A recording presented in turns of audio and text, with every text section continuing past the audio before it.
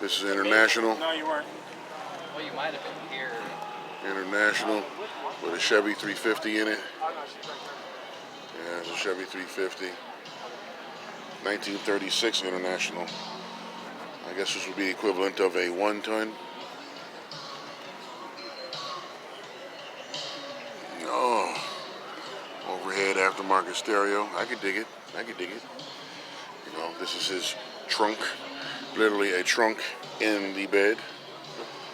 You know. Oh, custom fabricated taillights.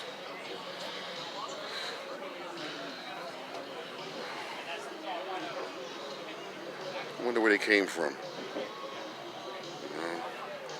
I know they're LED. There are LEDs behind those, but maybe it's just a red lens. And this is a Hummer here, H1 with quadra steer. This is the system developed by General Motors. Yeah, it's got quadra steer. But this one over here is International. Fierce McFierce.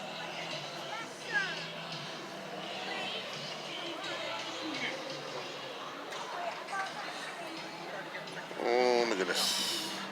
Oh my goodness. And my goodness. Yes.